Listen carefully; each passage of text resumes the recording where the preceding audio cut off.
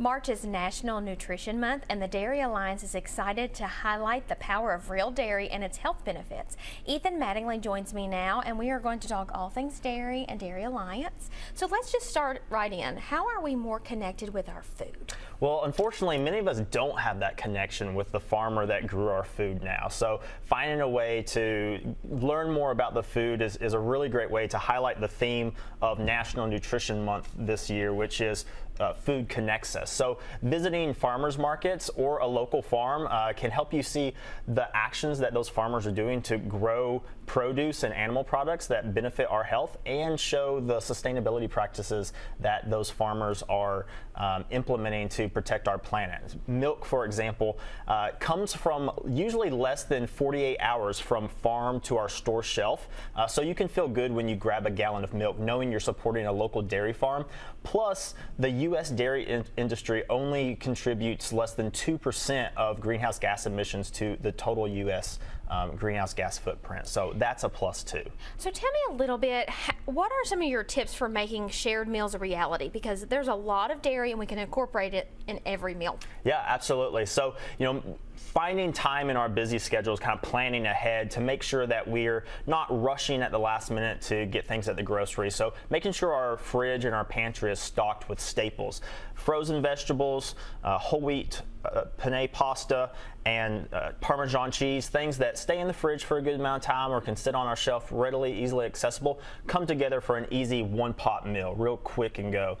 If you're looking for something else, maybe a little bit of meat in there, get some more fresh vegetables in there. Greek yogurt is a great protein source, and it goes well in dips, in marinades, as bases. So we've made a tzatziki herb yogurt dip. So grab some naan from the store, some ready to eat grilled chicken or rotisserie chicken that you just got to heat up. Let the kids use some child-safe knives to help chop those vegetables, get them some hands-on learning so everyone's involved in that together. And then you've got a great pita ready to go, and the kids have tossed together things for a salad.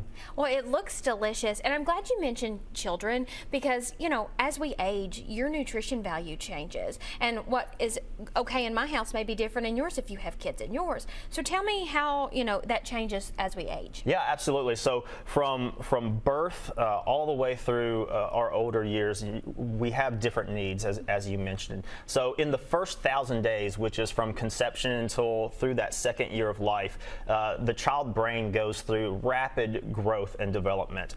So making sure that we're including dairy, which has 7 of the 14 key nutrients that are critical to that development, is really important. So mothers incorporating yogurt or milk through a smoothie, or having yogurt as a side or pairing that with their meal, even just having a glass of milk with their meals. A cup of milk provides 40% of the iodine that is needed during pregnancy.